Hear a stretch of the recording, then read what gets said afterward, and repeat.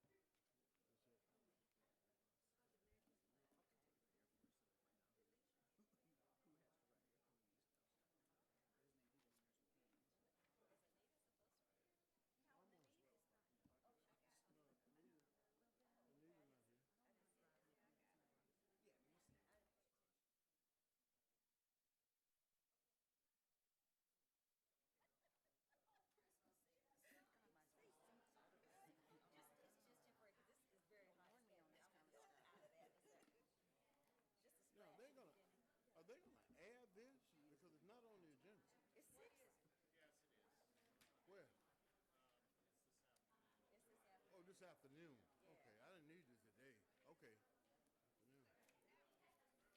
Afternoon. Thank you. Oh, yeah. All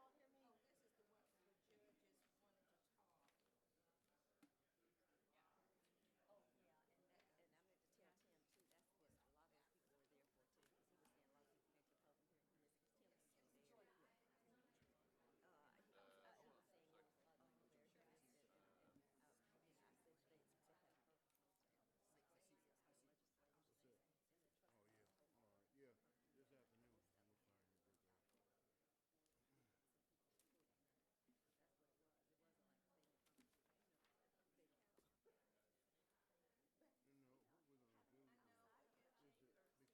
You know, what we're gonna do is it, because it won't be, it's not gonna be a legislative meeting. What it is.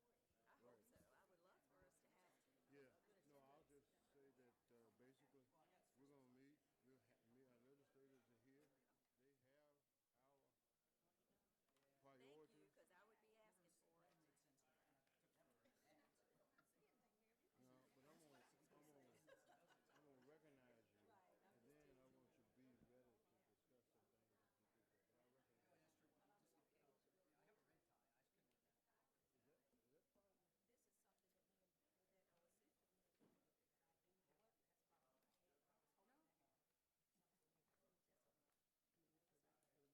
and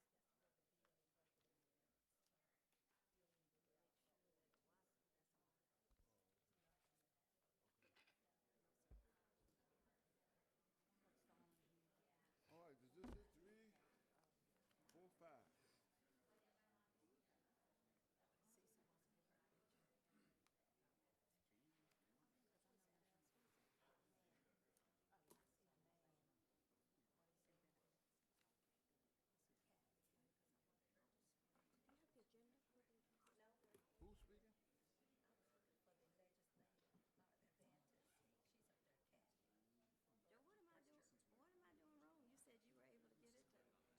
it?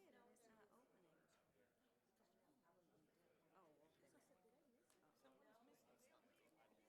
3, 4, 5.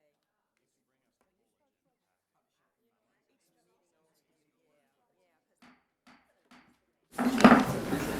The December the 5th meeting of Roanoke City Council is hereby called to order, and I will ask our clerk, Ms. Susan McCord, to please call the roll. Vice Mayor White Boyd. Here. Mr. Bestfitch. Mr. Cobb. Here. Ms. Moon Reynolds. Here. Ms. Price. Ms. Sanchez Jones. Here. And Mayor Lee. Here, and a quorum is present. Let me first of all say all council meetings will be televised live and replayed on RVTV Channel 3 on Thursdays at 7 o'clock p.m. and Saturdays from 10 a.m. to 5 o'clock p.m. and video stream through Facebook Live at facebook.com/Roanoke VA. Council meetings are offered with closed captioning for the deaf or hard of hearing. And I want to welcome everybody this morning, and especially our legislators and our school administration officials and others that may be here.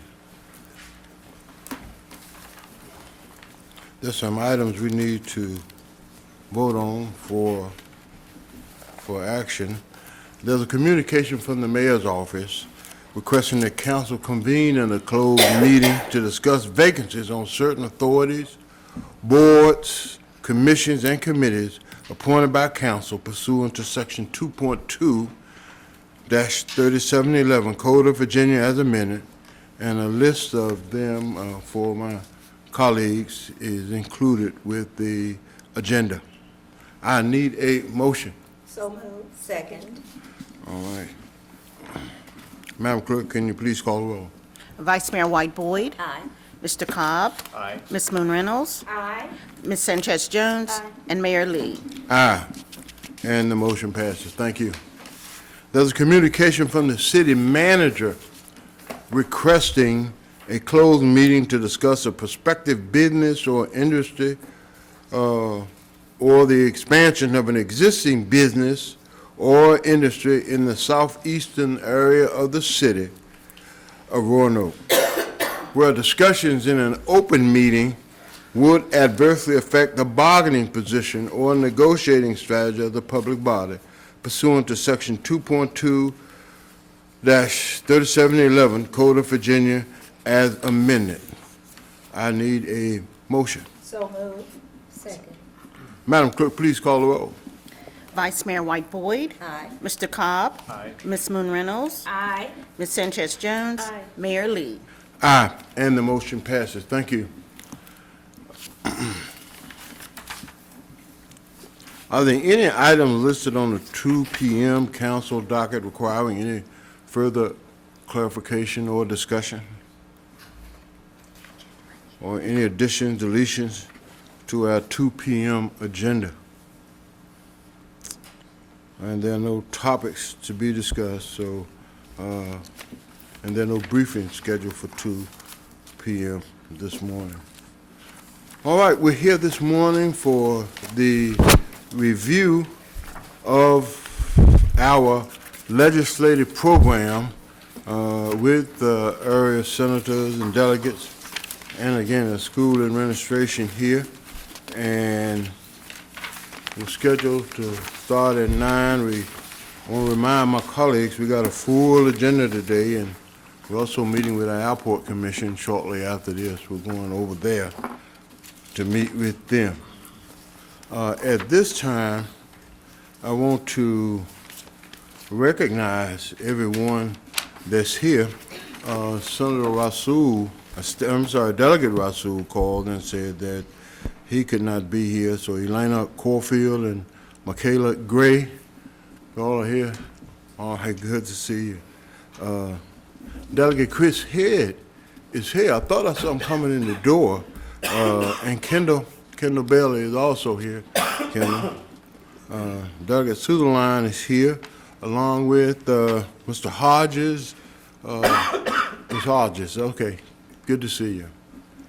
All right.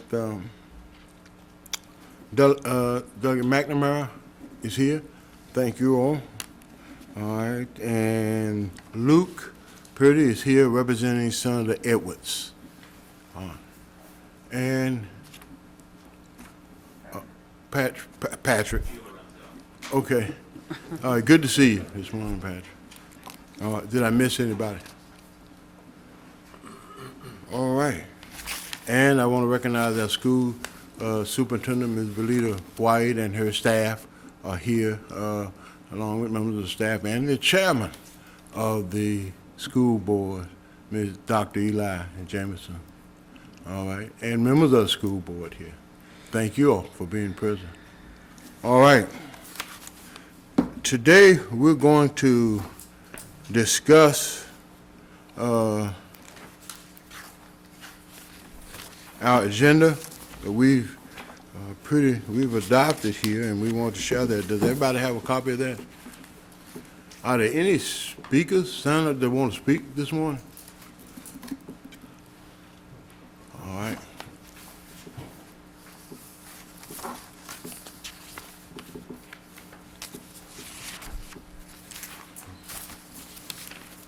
Okay. And also, Kathy and Ron who are here, thank you all for being here with us this morning. We appreciate that. Councilman Bestpitch had to be away today, and so he wanted me to give you all his regards. He'll be back for his last meeting, and I'm sure he's counting the days that he had on council. All right, the final City of Roanoke Legislative Committee and our legislative priorities, which we adopted at our last meeting. So this is basically a council meeting for the most part, and so I'll go in. I do want to recognize the chairman, the vice chairman of our legislative committee, Councilwoman Ms. Moon Reynolds, Stephanie Moon Reynolds. All right, I'm moving so many papers around here to make sure I got that. All right, we legislative priorities that we have, and want to make sure everybody's aware of it. What we have is the health and safety issues, and I want to ask Attorney, Mr. Spencer, how do you think we need to proceed with this morning? If we can, just so the public understands, just give a very brief, hit the high points of what the legislative agenda includes in these legislative priorities, and then allow, I believe, the elected officials who have been so kind to come to this meeting, allow them to give a little bit of insight of what they believe they might be able to support and what they won't support. All right. Well, health and safety is the first item on our agenda and on our priorities, and that is, item number one is adopt legislation to allow a governing body to adopt a schedule of civil penalties for violations of the statewide fire prevention code, similar to civil penalties utilized for enforcement of the Uniform Statewide Building Code and the Virginia Maintenance Code. The recommendation really requires amendments to 27-100 Code of Virginia as amended. And we're talking about civil penalties, a violation of misdemeanor, stating that it shall be unlawful for owner or person, firm, or corporation owner after the effective date of any code provisions to violate any provisions of the Fire Prevention Code. Any such violation shall be deemed a Class 1 misdemeanor, and any other person, firm, or corporation convicted of such violation shall be punished in accordance with the provision of 18.2-11.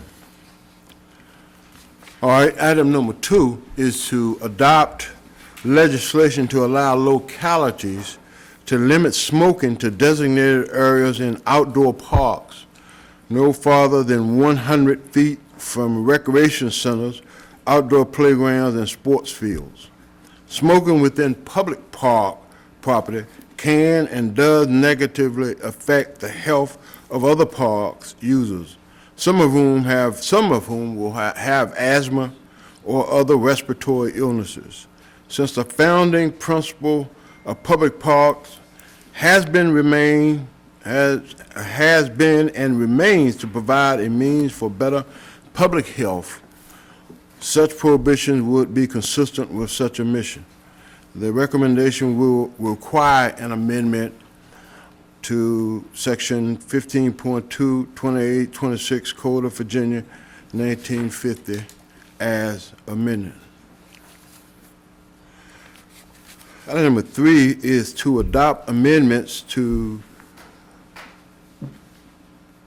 Code 15.2-1127 Code of Virginia, 1950 as amended, to increase the maximum registration fee for registration of buildings that have been vacant for a continuous period of 12 months or more, which must meet the definition of derelict building under 15.2-907-1 from $100 to $1,000 to increase the civil penalty for failure of an owner to register pursuant to this code section from $200 to $2,000 and from $400 to $4,000 for buildings in a conservation or rehabilitation district or in other areas designated as blighted pursuant to section 36-49.1 and allow localities to place liens on properties for failure to pay penalty. All right. Item number four is adopt amendments to the Code of Virginia 1950 as amended, 46.2-121-3, removal and disposition of unattended or immobile vehicles, to give code enforcement officers the authority to cite and remove inoperable motor vehicles on the public right-of-way. All right.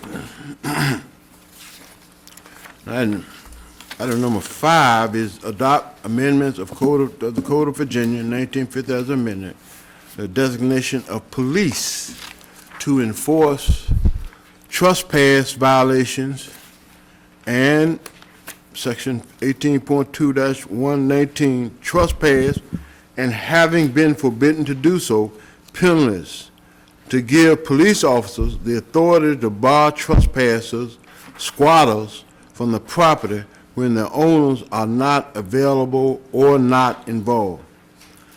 The city of Roanoke is experiencing people trespassing and or squatting in vacant structures on private property despite signs indicating that the property is unsafe or unfit and to keep out. Currently, the only mechanism available to the city when the property owner is not available or not involved is to issue a notice of violation. But the trespassing and squatting individuals are very difficult to find and to give notice. And currently, the Code of Virginia 1950 as amended allows for the owner, leasee, custodian, or the agent of such person or other persons lawfully in charge of the property to request that the police bar people from trespassing, squatting on private property. The city of Roanoke requests the authority to be designated as a person lawfully in charge of the property, as that phrase is used in the Code of Virginia 1950 as amended. The official designates a vacant structure as an unsafe structure or as a structure unfit for human occupancy, as those items are defined in the Virginia Maintenance Code. All right, item number 6 is to adopt amendment requested by the Police Department of the City of Roanoke to the sections of the Code of Virginia 1950 as amended indicate below for the following purposes. 1, to restore primary enforcement on critical traffic and safety laws, i.e. allowing the police to stop people for the following offense: defective or unsafe equipment, dark window tint, expired registration or inspection, tail lights not working properly, brake lights not working properly, jaywalking. Also, to restore the presumption against bail in which the judicial officer shall presume, subject to rebuttal, that no condition or combination of conditions will reasonably assure the appearance of the person or the safety of the public if the person is currently charged with an act of violence as defined in 19.2-297-1, an offense for which the maximum sentence is life imprisonment or death, a violation of 18.2-248 involving a Schedule 1 or 2 controlled substance if the maximum term of imprisonment is 10 years or more and the person was previously convicted of a like offense or the person was previously convicted of a drug kingpin as defined in 18.2-248. Also a violation of 18.2-308-1, 18.2-308.2, or 18.2-308.4, which relates to a firearm and provides for mandatory minimum sentence. And also any felony, if the person has been convicted of 2 or more of the following offenses, whether under the laws of the Commonwealth or substantially similar laws of the United States. An act of violence as defined in 18.2-297.1, an offense for which the maximum penalty is life imprisonment or death. Any felony committed while the person is on release pending trial for a prior felony under federal or state law, or on release pending imposition or execution of sentence or appeal of sentence or conviction. And basically, there are a number of violations that are stated here, and that you all should have a copy of those that has been stated, that we have stated here from our police chief. Amendments to search warrants. Amend 19.2-56 to change the allowable time of service on a residential warrant from between 8 a.m. and 5 p.m. to between 8 a.m. to 10 p.m., consistent with the Federal Rule of Criminal Procedure 41. Amend 19.2-56 to clarify who can receive residential warrant service by specifying that a copy be left with any person age 16 or older, which really parallels this section. All right, and we'll move now down to item B, which is local government. Request support from the General Assembly and the Governor for amendments to the state budget that convert the Roanoke City Clerk of the Circuit Court's office from a fee-based form of funding to funding through the Virginia Compensation Board.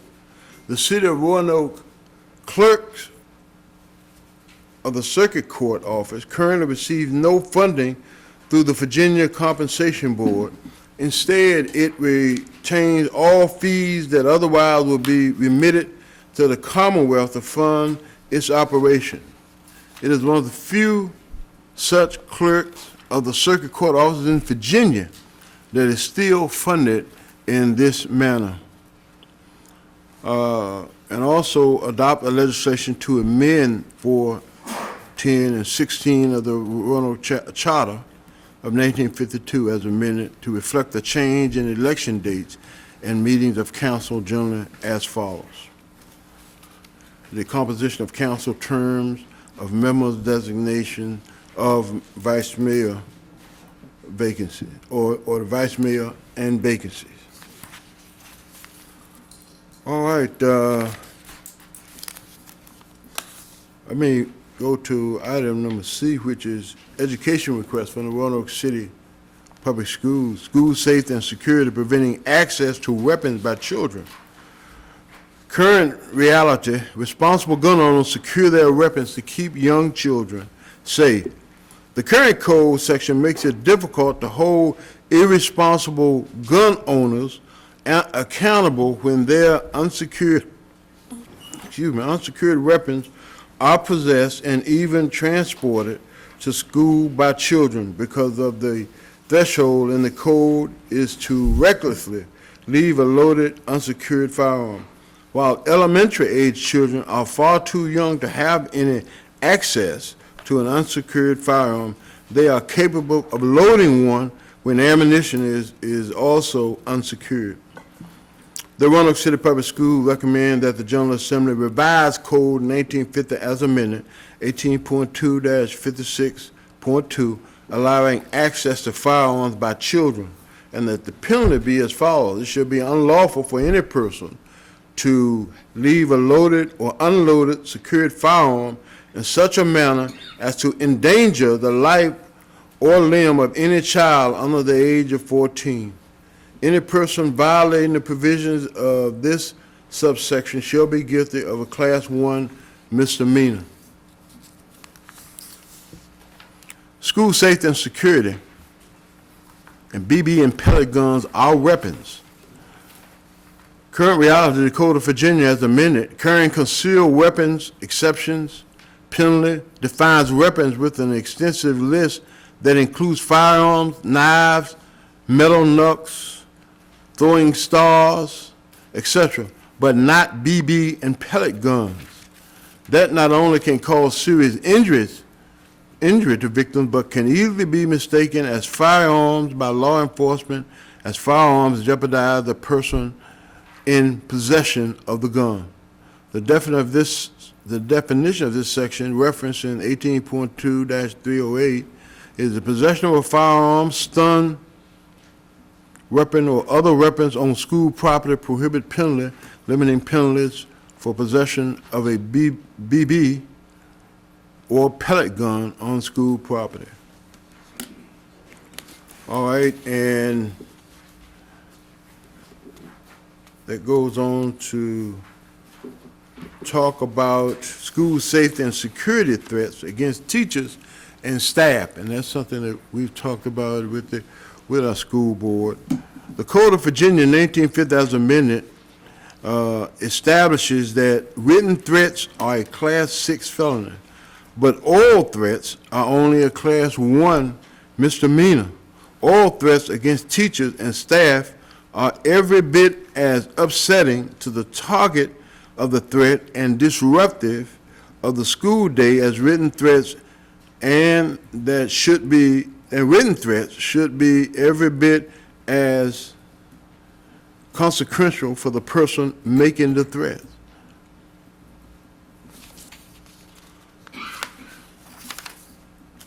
All right, another reality is addressing the teacher shortage. Increased flexibility for hiring retirees in critical shortage positions by allowing the Virginia Department of Education to establish critical shortage areas by subject matter and allowing a retiree to fill that role while still receiving their Virginia Retirement System monthly benefit. School divisions have more options to fill vacancies with qualified licensed teachers. And let me mention teacher compensation. According to the National Education Association, the average teacher pay in school year 21-22 was projected to be $66,432. In the U.S., that's an average. For Roanoke City Public Schools, average teacher pay in school year 21-22 was $52,669. Teacher longevity and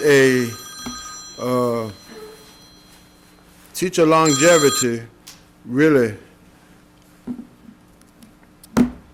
and a commitment by the Roanoke City Schools to make compensation a top priority of the 22-23 budget resulted in an impressive increase in average teacher pay for the current year of 22-23 to $60,770. But even with that investment, Roanoke City Public Schools is still well below the estimate national average for the school year. And Roanoke City Public Schools' efforts to really improve 2022-23 helped tremendously in attracting and retaining staff. All right, so in their recommendations that Virginia has to recognize the importance of having quality education in our state to prepare our future leaders for success and to show businesses that Virginia has an educated workforce ready and eager to work when they open for business in the Commonwealth. In order to accomplish that, really, they need to compensate teachers and other school staff at a level that is commensurate with the importance of the service they provide. All right, ladies and gentlemen, that is an overview of what we have, and I'm sure you all can have all of these in writing. All right, with that, we'll receive any comments. I don't know if anybody, no one signed up for that, did you, Madam Clerk? No. It's just the legislative. It's just the legislative. Okay. Schools. The legislative in school, well, we still want to know if they've signed, some maybe not. Okay. All right, the floor is open, ladies and gentlemen.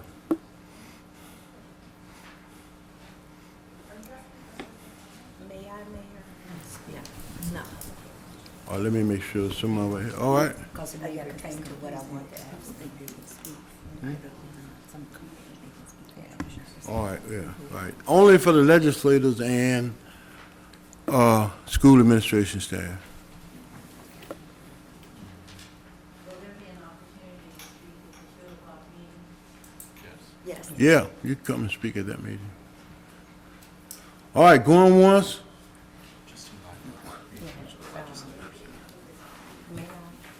All right. Yes, ma'am. Before you all start, this way you can answer some of the questions that I have. I want to thank you for coming, as well as recognizing the school administration and the members of the school board as well, and our area legislators. We were provided, the chairman and I were provided by Advantis, some of the bills and budget amendments that the mayor had read, and they also mentioned what had been submitted by drafting, which was by Delegate Rasul, and one was the increased fees for the derelict building registration and the civil penalty increase, as well as give local code enforcement officers the ability to cite, remove the inoperable vehicles, and also to give the city and police officers the authority to bar trespassers, squatters from the property, which the mayor went over in the legislative packet. And that one also was being drafted by Delegate Rasul, and it is out for comment. But one of the things that I noticed was that I was interested in who would be the patrons of some of these bills, and the only one that I see so far happens to be Delegate Rasul, which was really for the giving local code enforcement officers the ability to cite and remove inoperable vehicles. And also that Senator Edwards was going to be the patron for the clerk of circuit court, but that one is a budget amendment which will not come up until next year. And the charter change for the council elections in November, which Delegate Rasul has confirmed. But none of the others were submitted for drafting or has been a patron, so I was just curious, when you get up to speak, could you speak to some of the proposals that we have submitted to say whether or not you are in favor of, or you will be drafting, or you will be a patron with that, or just supporting the patrons from our local area?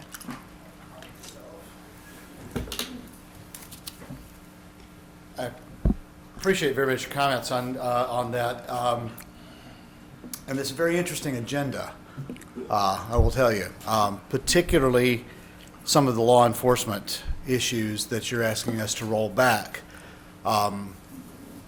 Just given the opportunity to editorialize for a moment, these are very policies that when they were implemented, the people of my party in both chambers warned what would happen if they were passed.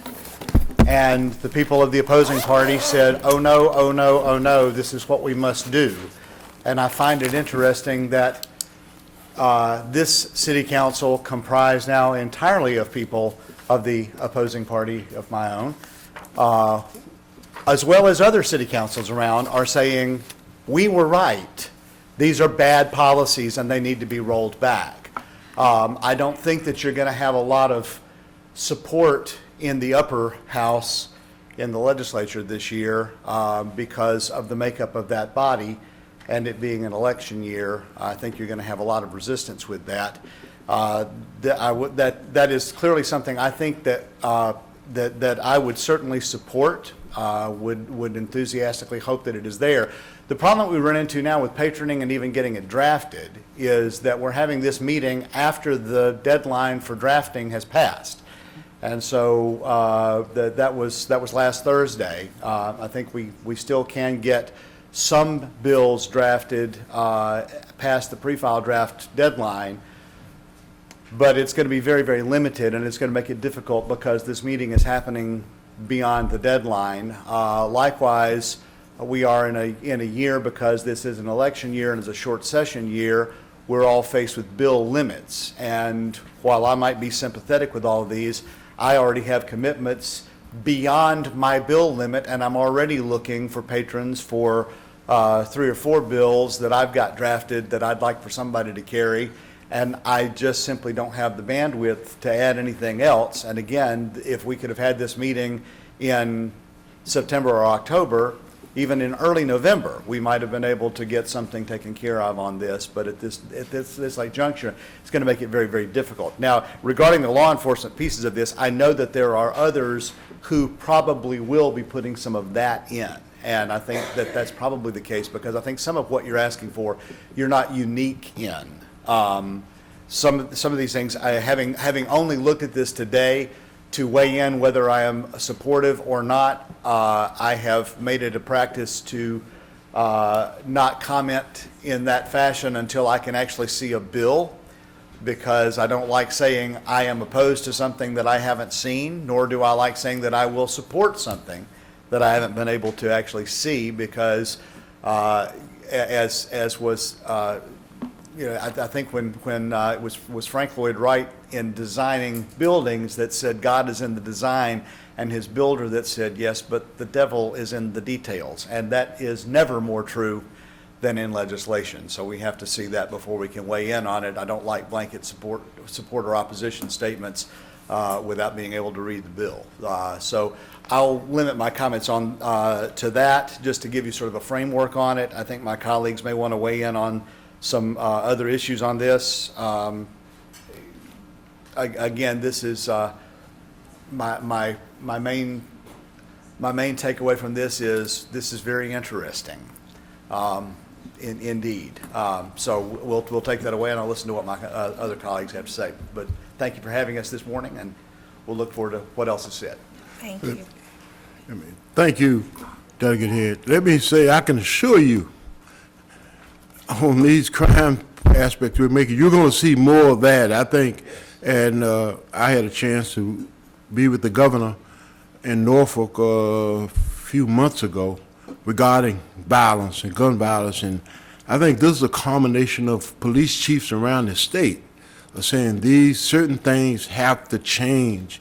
And I think our position is, at least my position is, that with the surge in gun violence, that we need to look at a different approach, and I'm not too concerned about who's going to get credit for it, or who was right or who was wrong. I'm just hoping that we can get something that can help our police officers to enforce the law and give them the tools they need to keep our public safe. And apparently right now, that's missing to a certain degree. And so I understand that. From that standpoint, I think that's why I feel this council is saying we've got to join, and our police chief is probably joining other police chiefs in many urban areas. They're saying we need the tools, and that's what we were thinking, to give them the tools to do what we're asking them to do with regards to public safety. Well, I appreciate that very, very much, and it really does also play into what our Attorney General has repeatedly said since being elected, and even during the campaign last year prior to being elected. The way to keep our citizens safe is to keep violent criminals off the streets, period, end of story.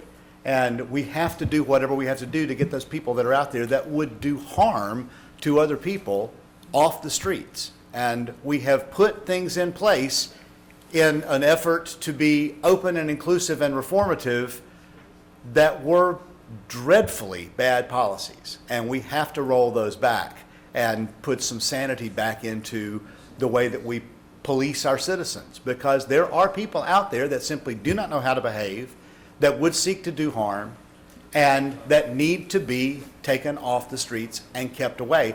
And our citizens are demanding that they be kept safe. So I really seriously do applaud your taking this action, and others around, because it is a critical situation, and we've got to be able to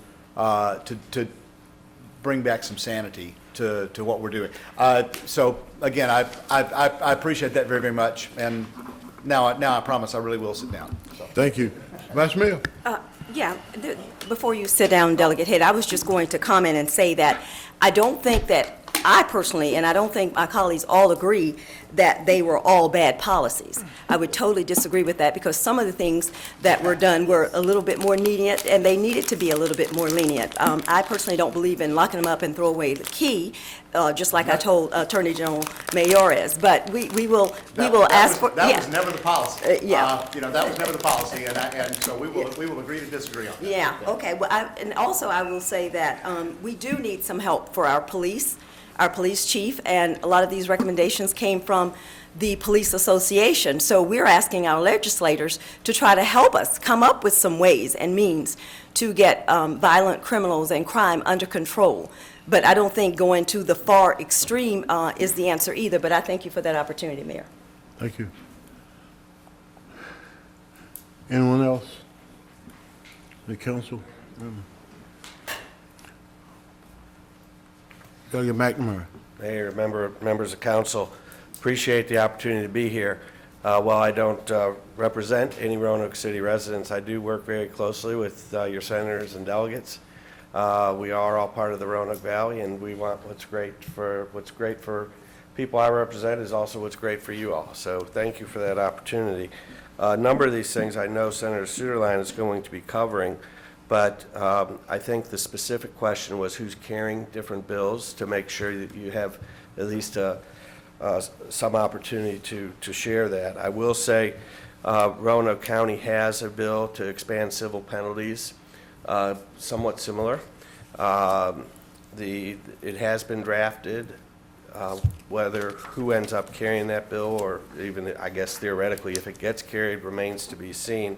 But it's certainly something that I think will be addressed in the General Assembly. I wouldn't want to predict where things go, but I think that will be in there. When you look at the blighted properties, and Delegate Rasul has carried those bills in the past, and I think you said he's carried those bills and will going forward. Those are kind of a mixed bag type of bill. Generally speaking, they fare pretty well. We'll see. You go quite a bit higher with some of the penalties than has previously been, which gives me a little bit of heartburn, but that doesn't mean that things might not work out for you in that regard. A couple of the things I did want to touch base on, charter changes. There are some nuances to charter changes I'm not real familiar. I do know we did this charter change for a number of localities last year in the House. I seem to recall that Roanoke City had the charter change in the House as well last year, but if last year's any prediction, and maybe this year will be the exact same, so we'll see what happens with that. I would say one of the things that when you look at the VRS, to try to get more people back to work, I think that bill is being carried by probably one of the strongest Republican education delegates in the General Assembly. That's Delegate Coiner. She is carrying that bill. Of course, as you know, Delegate Rasul also serves on the Education Committee and is very influential in the General Assembly. So, the concern is, what will that do to the VRS system? The VRS system actually is funded pretty well. We've put some pretty significant investments into it in the past 2 years, and will with some of our surpluses right now. But the concern is, if it's very easy for somebody to just continue to work and collect benefits, then what's to stop everyone from continuing to work? I know there are some parameters around that, and that's good, but I kind of would like to spend a little more time seeing. But that bill will be thoroughly debated, I believe, in the General Assembly, because we recognize the issue, whether it's some of the school staff or really fill in the blank, any type of worker. If we can encourage people to work as opposed to be home, it's in all of our best interests, for sure. Senator Suderline will probably cover the support cap. We made pretty good progress on that last year. I don't know, as a second year of a budget, that you'll see additional progress in that area, but I think we can be pretty proud of what happened last year. The other I would like to just touch base on some of the policy statements. Not all of them. They're, you all spent a lot of time and thought through them very well, and I appreciate that. One of the things was we talk about grocery tax. Localities, the VML, VACO, really pushed back pretty hard against the elimination of the grocery tax last year. The concern was the impact on localities. The bill that actually passed the House with 98 votes reimbursed localities and also had a trigger for ongoing years so that that reimbursement amount would go up with the change in the general sales tax collections year over year after year. That was a very good bill that would help our most needy citizens. Roanoke City, there's only about, I think, 13 states left that tax groceries. It's something, clearly groceries are not an optional item. And I would really encourage the council to come out and push for the elimination of the remaining 1% on the grocery tax. And I am perfectly acceptable, cognizant. I want you to be reimbursed. I will have a bill this year on grocery tax. The bill will reimburse localities. And it will then also change going forward. So localities, in many regards, there's additional safety to the localities if in fact, some huge, somewhere right outside of the Roanoke, we don't have Roanoke City and Roanoke County competing and giving tax incentives to get the big Walmart in one city or the other. If a large share of it is grocery taxes, well, Walmart's not a good example. A large grocer would be a better example. Is it going to go in Roanoke City, Roanoke County, and we compete against each other because we want those revenues? If the revenues aren't there from that grocery tax, but your locality is still protected based on the change in the general sales tax level, I think it's very, very positive. I think it probably, the lobbying by the local communities, by the localities, probably really hurt the grocery tax bill in the Senate. What we ended up with was a budget type of bill as opposed to a well, actually, we ended up with a code bill. I take that back.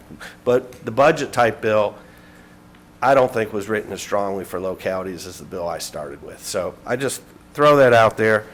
I think when you talk about unfunded mandates, you talk about BPOL and machinery and tools. I personally hate the taxes. I think they're terrible. I'm also not one to suggest we take them away without a suitable and ongoing revenue source to replace them. We're not there in the General Assembly.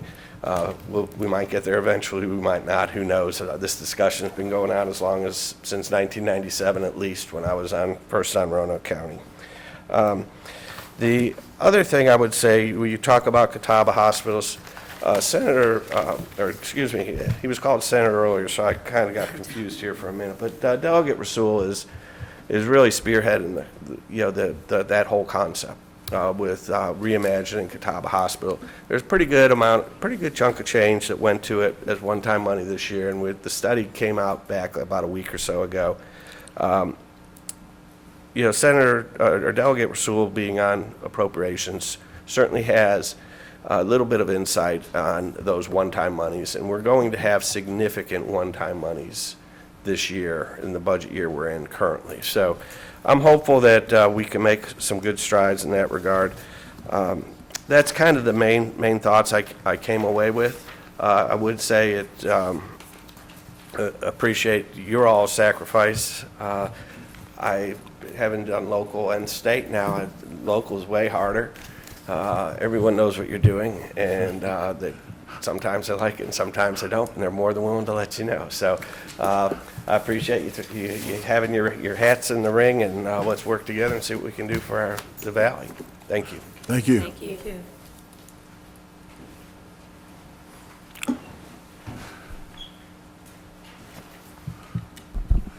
Good morning, Senator. Good morning, Mayor Lee, and good morning, Council. And Good morning. congratulations to those of you that were just reelected, and our new councilman, Mr. Pretty, and also to our incoming Vice Mayor, Mr. Cobb. So appreciate the opportunity to be here. The last time we were together in this meeting, a year ago, there was some question about what would happen under the new administration and also the new House of Delegates. One of the great changes for our region and the new House of Delegates was both the two delegates sitting right here, Delegate McNamara and Delegate Head, going into the majority, got much better committee assignments. Delegate Rasul also got much better committee assignments. And that was something that was done, it was a very good thing for the region, that he's now on appropriations. I think it's good testimony to our regional delegation support for the region. And I'm really glad that he was able to get on there, and that's been very helpful for us. You'll recall Delegate Ware was on there years ago, also during a House Republican majority that put him on there. So we've done well in that position, and hopefully we'll continue doing well. The grocery tax, the Delegate McNamara just spoke to, I fully support the repeal of the local provision as well. I also fully support Delegate McNamara's approach to it. I was the chief patron in the Senate of that proposal, and I think that's what we ought to do. I think the grocery tax is especially regressive, and that we can go a much better approach through the reimbursement to keep localities whole while also helping working families. I agree with the newspaper provision in here that you've included to remove the newspaper provision from the code, that every time different legal notices have to go through there.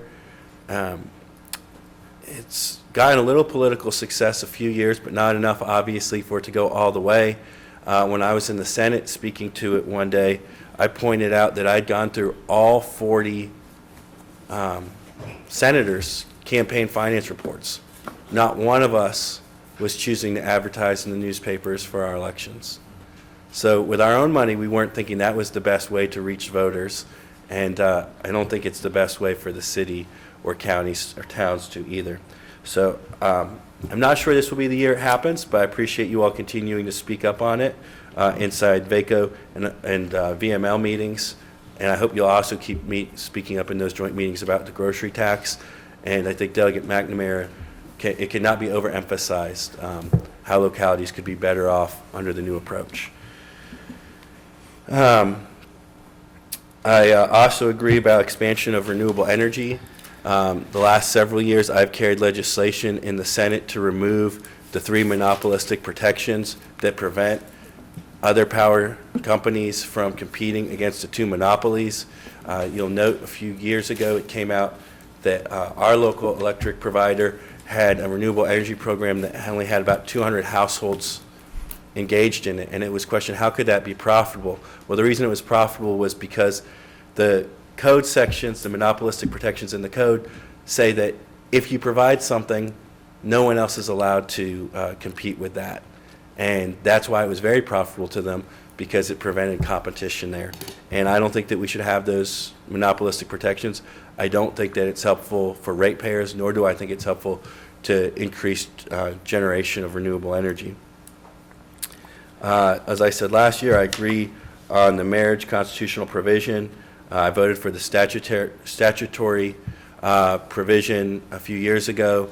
I think that Senator Eben, who's a friend of mine, even though we have very different views on a lot of things, he's going to bring forward a clean repeal this year, which is what I've always advocated in my conversations with him, and I'm glad he's going to do that. I still disagree with you on the smoking provision. I think that, I disagreed with the initial one that Councilman Bestpitch and I sort of had our exchange of ideas on, and I said, I fear that you're going to keep broadening it. Well, it appears I was correct. That is the effort, is to keep broadening it, and I don't think that's what we should do. I don't think that we should prohibit smoking outdoors to that extent at all. And so that's something that I would oppose in the legislature. I think that it's criminal justice reform in the General Assembly. In the 80s and 90s, there were a series of legislators, some of which were from our area, including some of the Democratic ones that would run on very tough on crime messages, and I don't think that always resulted in good laws. And then we ended up having some laws so that when I joined the Senate, if someone that was convicted of stealing something over $200, which would be a lot of sunglasses, most all of our phones, at least the best-selling ones, all would be a felony. And so I carried the legislation to get that to 500, and I also supported Senator McClellan getting that to 1,000. I also thought that we were way too stringent on the driving law that said if you're going 11 miles over the speed limit on the interstate, that could be a Class 1 misdemeanor up to a year in jail under a $2,500 fine. And not many people were getting that punishment, but what a lot of attorneys were getting out of it were great legal fees because people were scared to death, and rightly so, about a potential year in jail or a $2,500 fine or just the Class 1 charge on the record so that they'd go hire an attorney. And I was grateful that we were able to get that reform through, too. I also agreed with and provide bipartisan support for the no-knock bill that passed. I thought that in my conversations with law enforcement around Virginia and my view on the protection of civil liberties, that we struck a good balance on the no-knock provision, and that if it's necessary, law enforcement can go through a judge and seek it. I think that's the way it should be. So I would disagree with counsel on repealing that. I thought that was a good bipartisan reform we should do. I agree with you on almost everything else you said on the police provisions. And just to be clear, you all didn't disagree with me on the felony threshold or on the reckless driving, but I just wanted to illustrate my perspective on the topic. The legislation that passed on the policing bills in the 2020 special, it was not a good demonstration of legislation. It was slammed through on a series of party line votes, and in the Senate it came in an omnibus bill, and I argue generally against omnibus bills like that because I don't think people look closely enough at it. And as someone that had voted for a lot of criminal justice reforms, some of the major ones that have passed, I really was disappointed with that approach. It was highly partisan, highly ideological. And when you're in the minority, you're in an awkward spot sometimes because you're trying to tell them that what they're passing doesn't make sense. And you got to tell them at what point, they've gone way too far. And on this bill in particular, it passed the entire legislature where you were going to be able to drive down 581 or any other road in the Commonwealth with no headlights in the middle of the night, and police couldn't even stop you and say, you got to turn those lights on. And we let it go to that point and said, you all have gone way too far. And thankfully, Governor Northam intervened at that point at our suggestion and said, well, you have to have at least one headlight. Well, I think you ought to have both headlights. I think your brakes need to be engaged. In my conversations with local law enforcement, both high-level law enforcement, but also our men and women that are on the street on a daily basis, this is what they keep bringing up to me. And both in private meetings, when they meet with me at town halls, these usually aren't the kind of folks that can come speak at a city council meeting and say, this is what we should do. They value their job, they do their job the best they can, but in private conversations say, you made it more dangerous for us, and you made it a lot more dangerous for the citizens. And I had one local policeman tell me specifically that the number of illegal firearms that in his own situation, he has not been catching as many. He doesn't think it's because there's less out there, but it's because he had previously had success in when someone was driving without a headlight or something else doing illegal and say, hey, you ought to have that. It's not, it makes a lot of sense that someone that also didn't care about getting that fixed for an extended period of time, that they also then might have an illegal firearm. And that's something that he found on numerous occasions. So I fully support that. I fully support the provisions advocated in here, making several of those primary offenses again. I think that's what we need to do.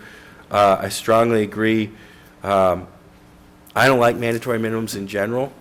I don't think I've ever carried a mandatory minimum bill. When they brought a mandatory minimum bill, one of my Republican friends to say, oh, if you assaulted a police dog, you had a mandatory confinement. I voted against that, and I voted to uphold Ralph Northam's veto. I think it was the only Northam veto I voted to uphold. But I don't come from a place that thinks there needs to be mandatory minimums for everything. I do think there needs to be mandatory minimums for violent crimes in several cases. And I think that those folks need to be separated from society for some time so that by the time they reenter, they don't do that.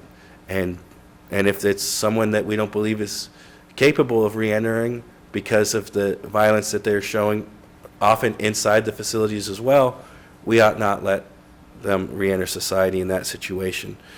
So I strongly support reinstatement of some of the mandatory minimums for violent crimes.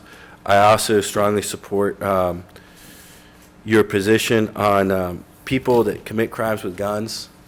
I'm a strong Second Amendment supporter, and I recognize that one of the greatest threats to law-abiding gun owners is criminals with guns.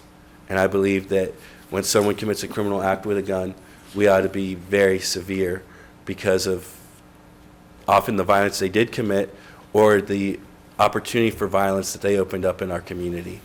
That's why when we say someone that robs with a firearm, that's more significant than someone that doesn't, because they were willing to enter and increase the potential for violence in a significant way. And I do think that we need to act accordingly. All of these criminal justice bills will go through the Senate Judiciary Committee that's chaired by Senator Edwards. I'm not going to say anything about our private conversations because I don't think that's appropriate, but when we were at a town hall meeting on Saturday, he suggested that he did not agree with those positions or the ones that I articulated on returning some of these positions to the law. I think it's important that you all talk with Senator Edwards as the chair of the committee that these are going to go through. There's probably no one that has more influence on their success or defeat than the chairman of the committee. Every one of these bills passed on a party line vote. The ones that I specifically addressed on the policing and making them primary offenses again, and several of the career criminal provisions. So I think you start off with at least 52 votes in the House of Delegates, which gets you through. And the Senate currently is 21-19. There may be a Republican, well, there will be a Republican vacancy, there may be a Democratic vacancy. We don't know what will happen, but either way it'll be close. And one senator can make a big difference, and the chair can make a far bigger difference. So I hope you'll have private conversations with him. And when we bring forward these bills, I hope you'll be willing to come to Richmond, because it's just like this. It's almost the exact same thing. I know several of you, we've been in Richmond together. We present the bills to the committee, and it means a lot to have members of council, just like Delegate McNamara said, who are right there engaging with the citizens on a daily basis, say, this is something that we hope you'll do. This is not an ideological position. This is a safety position. This is what we hope will happen to help keep more Roanokers safe. I'm happy to take any questions or anything else, or any comments, reactions. All right, and just want to make sure I also introduce Chloe Hodges is in the back row next to Mr. Bailey there. She'll be working with me, and she looks forward to hearing from you all too, although we don't get to represent any of the city in a direct fashion. We care so much about the regional approach, and you should feel free to reach out to her just as much. Thank you. Thank you, Senator. I appreciate your support. Anyone else? Good Good morning. So I just have a short statement from Delegate Rasool's office, and then I'll direct any questions to our email. We have some cards for you guys to grab if you don't already have that. So thank you for having me here today on behalf of Delegate Sam Rasool. He regrets not being able to be here today, but he very much appreciates the opportunity to represent the city and loves just being able to advocate for your priorities and the priorities of the city's citizens. Last year, we were able to push hard for raising teacher wages, getting the development of a J&J Lab accelerator space, and funds for the Center in the Squares Get Schooled program. We are looking forward to pushing for more innovation in our region and prioritizing public services and mental health throughout the city. We want to ensure that we get our teachers' pay above the national average and be able to help our public service employees thrive. As you know, the delegate is working hard to expand Catawba Hospital in order to provide more treatment for substance use disorder and mental health. The delegate will also be championing some of the initiatives, as previously mentioned, that the city would like us to carry. We encourage all of you to contact us directly if you have any further questions or if you need help with anything else. All right, thank you. Thank you. Mr. Pretty? Thank you. Good morning, everyone. I'm going to invite Patrick up here to stand with me to tackle some of the things that I'm not able to. First, I'd like to apologize. Senator Edwards is not able to be here today. He is the chair of both the Code Commission and the Crime Commission that have multiple meetings today. If you all remember, I was here a month ago. I think it was the day before the election for the Legislative Committee meeting. We had expected that to be the legislative presentation, and he would have been available at that time. Told Councilman Bestbitch multiple times in the past about moving this meeting earlier in the year in order to have our legislators be able to be present, in order to provide feedback on the agenda. I'll start by saying, when I started working for Senator Edwards, I remember when this was 3 pages. And if you'll turn to the 4th page to start on the legislative priorities, I printed this out, a fresh copy this morning in order to go through it again. It is 26 pages. It is quite lengthy. Senator Edwards has spoken multiple times against bill limits that have been put forth the past few years that he's been in the General Assembly, mainly on the point that he represents multiple localities. There are some Northern Virginia delegates and senators that where one locality, like Fairfax or Arlington, will have multiple legislators to choose from that only represent one, and can do something more lengthy in a part of the Commonwealth where they represent a larger geography. It is more difficult, and they have to choose which priorities they'll move forward on. And moving forward, it may help to limit what some of these are, especially in short years where we're not able to get many senators and delegates to commit to things beyond representing the immediate area. I'm just going to go through on each page. If we start with page 4, we do appreciate, I know that this replaces requests for legislation regarding smoke alarms, which recently the city of Roanoke did pass an ordinance to put in place. When the bill came up in committee last year, we heard from a number of lobbyists and state representatives that they did believe that the state code already allowed for what the city was attempting to do. We provided that feedback, and I believe sometime during August of this year, the Department of Housing and Community Development was able to connect with Advantage Strategies and move forward in order to change that. We've not thoroughly reviewed this request from the fire department here. I don't believe at this time that we're going to pursue it. It may be something that can be considered for future years, but understand that's why that's in that spot. For the second one, Senator Edwards last year did carry the legislation to limit smoking in parks. We did see an issue with how this is drafted to the Indoor Clean Air Act, which is exactly the same way as it was drafted last year. When it went in front of the committee, it came up to multiple questions and confusion about the way that some of the words were put into place.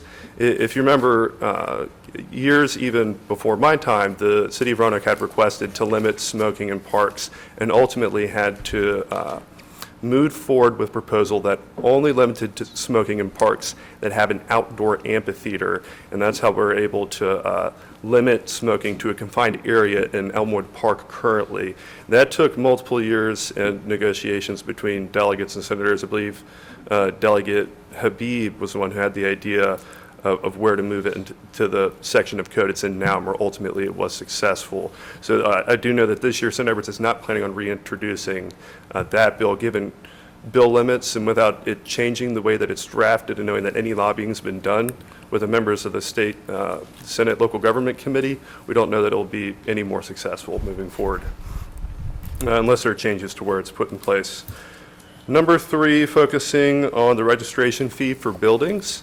I see this relates largely to the legislation that Delegate Rasool and Senator Edwards carried last year regarding the ability to have a land bank. And once a property has certain taxes and fees to a certain level, then we have the ability to convey that property directly to a land bank so it can be put to positive use.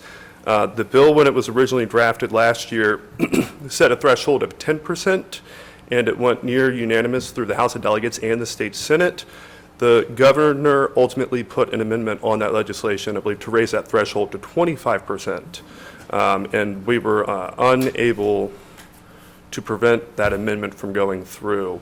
So I do understand why there is a request here to raise those fees, so maybe those properties might fall into that condition where they could be reused.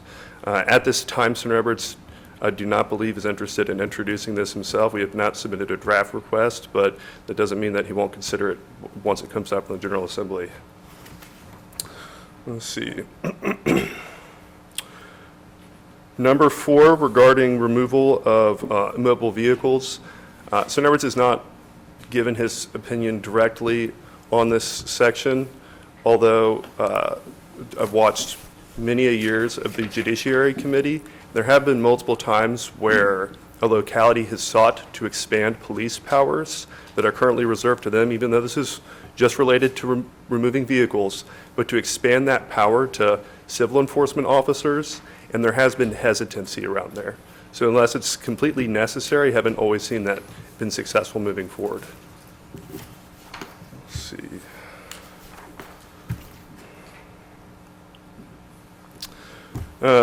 Same regarding designation of police to enforce trespass violations. We are interested in hearing more about what brought the need for this and how often we're seeing it, to see how necessary this legislation is in order to prevent these trespasses from occurring. And then number 6, the fun long request. Senator Edwards has indicated multiple times he does disagree with many of these requests. He is chair of the Judiciary Committee when this legislation went through. He's now co-chair of that committee with Senator Deeds, who has authored some of this legislation. Senator Edwards has carried some of this legislation in the past. I would just urge the City Council to be careful when considering rolling back reforms, to consider the situations that called for this legislation to be enacted in the first place before pursuing to remove it. There are a couple things in here that might be contrary to what's being requested. When you look at restoring presumptions against bail, removing those was to put in a place of giving presumption of innocence. It doesn't mean that someone can't be denied bail, but it does put an onus on the Commonwealth's attorney to request that bail be denied. And if they're not doing that, or if they don't have the evidence to then say that bail should be denied, then that person will be given bail. So it doesn't prevent it completely. There are just added steps that have to be done. And I'll just add on that briefly. I don't have the number with me, but most states in America actually guarantee access to bail in their state constitutions, with some narrow exceptions for capital crimes and et cetera. So the way states handle this is all different, but having a presumption that people should have access to bail and to be allowed to have their freedom while awaiting trial is pretty much the standard around the country. And under item 3 of item 6 for criminal justice reform, Senator Sutherland was correct when he said that a judge can authorize a high-risk, no-knock warrant.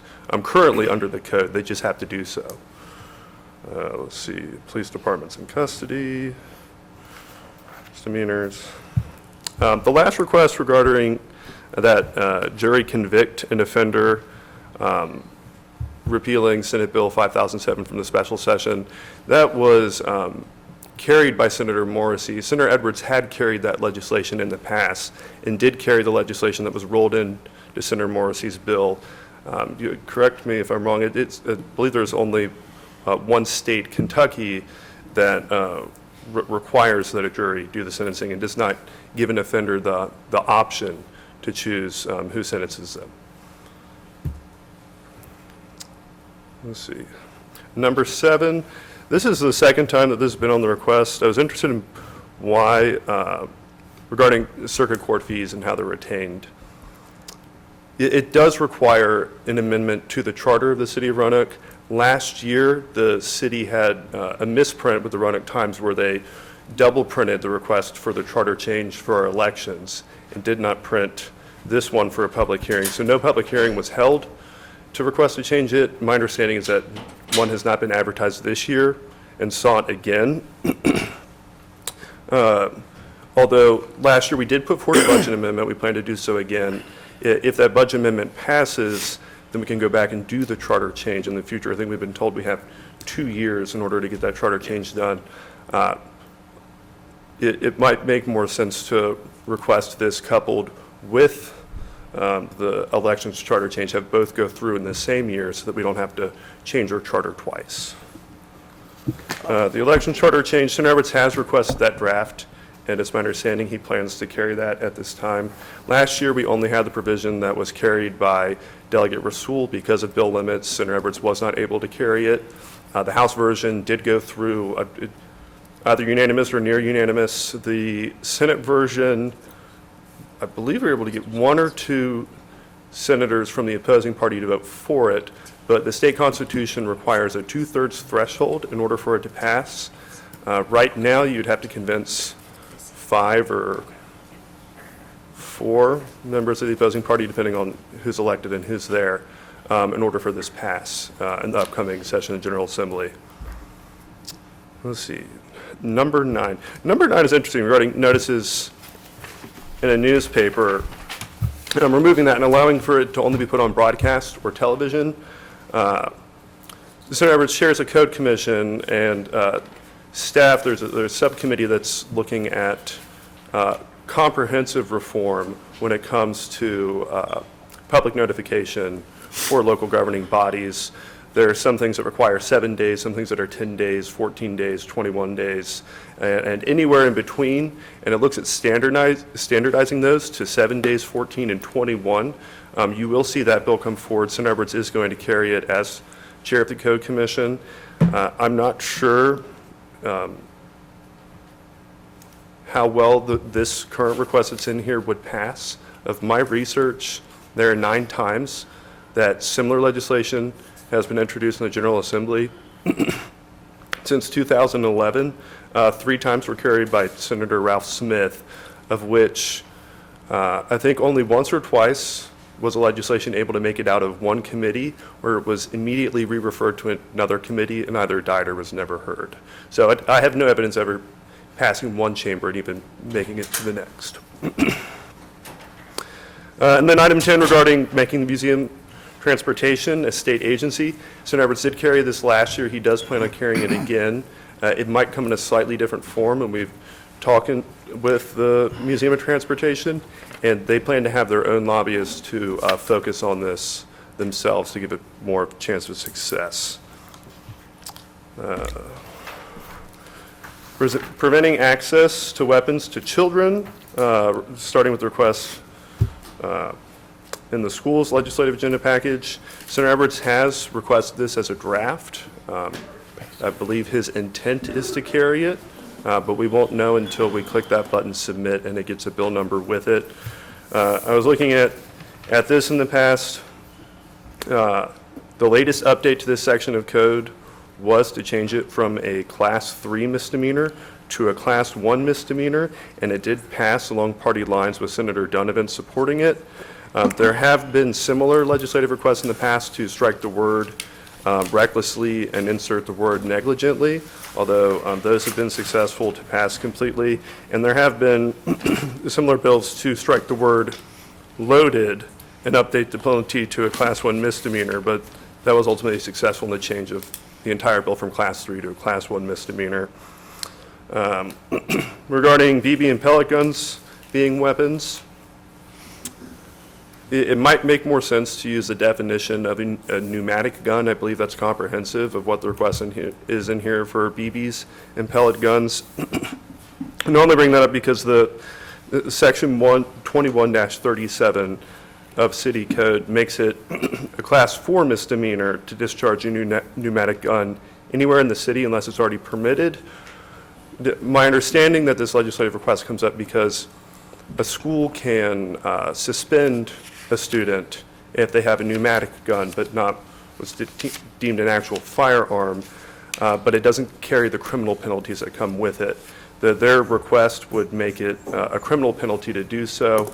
There might be some way in between to not make it a complete Class 6 felony, but maybe find some way to have the Class 4 misdemeanor be enforced under some other change of code. And have a few notes on a few of the other requests. It might make more sense, at least for Senator Edwards, to re-seek improving 599 funding, which he's done in the past and he was quite successful at last year, to raise pay for law enforcement in order to reduce the vacancies that we have. We're going to try again to increase compensation for our teachers. But I do know that collectively he does not agree with the criminal justice reforms requests that are in here, because unless we can show that they're particularly evidence-based. And with the 599 funding, just a note on the grocery tax. When the 599 funding was put into place, it was put with a protection that that would increase with the increase in our general revenues. If there is any elimination of the grocery tax, we want to make sure that the same is done and that there are no provisions in the budget that allow us to find a way around that so that localities will be made whole. Do you have any other comments? Yeah, I'll just add, so Luke mentioned that Senator Edwards is chairing the Crime Commission this morning. He also serves on the Criminal Sentencing Commission. In addition, part of his service on the Judiciary Committee that folks might not know about is that we do interviews and confirmations for judges from all around the Commonwealth. So he talks with a lot of folks around the Commonwealth about a lot of these criminal justice reforms. We're always interested in hearing more information. Like Luke said, where there's good data, good evidence for refining some of these laws, he's open to that. But with some of the proposals that we saw pass in 2020, where presumptions against bond in particular, I believe only became effective this last summer, and we saw bills to repeal that in the previous session. So he feels strongly that we should allow these reforms to have a chance to succeed before we move backwards on them. Any questions at this time? There was, it did not make a request in the city's legislative agenda, but Senator Edwards is planning on carrying the Senate version of legislation that'll be carried by Delegate Head in order to authorize for an adult high school, which I believe is a request of Goodwill, in order to operate their new grocery store and campus up on Melrose Avenue. Well, thank you. Thank you, Luke. Thank you, Patrick. Thank you. Let me recognize our attorney, Mr. Spencer. Thank you, Mayor. One thing I did hear today from senators on both sides of the aisle is that we could, and if council wishes, remove the section dealing with the no-knock, since we believe in hearing from both senators that that matter is already taken care of. And I believe that this council, since it is their policy, could take that action today if you wish. Well, yeah, because we recognize that they have to go to a judge. Yes. They have to go to a judge, okay. All right. Yeah. Would you make that motion? Sir, I ask that we eliminate that portion for the no-knock from the legislative proposals that we have submitted. Second. All right. Madam Clerk, can you call roll on the fact that we eliminate the no-knock? Understanding now that you can get that, but you go through the judge. I'm saying that for the public to hear that, because sometimes they don't hear but one thing. I want to make sure we get that in there. All right. Yes, ma'am. Vice Mayor White Boyd. Aye. Mr. Cobb. Aye. Ms. Moon Reynolds. Aye. Ms. Sanchez Jones. Aye. Mayor Lee. Aye. And that motion, that amendment has been approved. All right, we're pushed for time, but I do want, if our school administration is satisfied with what's going on, we'll move forward. Okay. All right, thank you. And before you recesses, I just want to enter into record an email that was sent to us from, I believe it was from David Harrison. He asked that his email be included in the record for this meeting, and I wanted to accommodate him on that, where he speaks on the some of the legislative items, particularly the issue of gun violence and the support evidence based on curbing it. So I just want to present that to the clerk for the record. Thank you. Thank you, sir. Okay. All right. Oh, yeah, thank you. And Ron and Kathy, thank you all for all the work you've done in this process. Throughout this term that we've talked about our legislative priorities, we appreciate you being there. And I don't know who that other young lady is up there. Who is she with? I have no idea. I've been looking at her grinning and smiling. I don't know who that person is. All right, our city deputy clerk. Thank you. And Lydia, thank you for your work and everything. And so with that, Senator, I'm going to go ahead and recess unless you got something you want to just do real quickly. I will be very quick. I only jumped up twice today, unlike my friend Delegate Head, who did it 3 times. Something I just wanted to say, it wasn't on the packet, and I think that your incoming councilman lightly pointed out that it is a longer packet, and you've heard me previously talk about having shorter packets as well. But one thing that I think I just want to address, because it came up in the council elections this year, and that is school board. I think that, obviously we have different views on a lot of things, you and your predecessors and me and my predecessor, but I think that the appointed school board has been one of the best long-term decisions by Roanoke City Council, and I think that moving it to a elected one is inviting significantly more politics and less education into the discussion, and every one of you are accountable.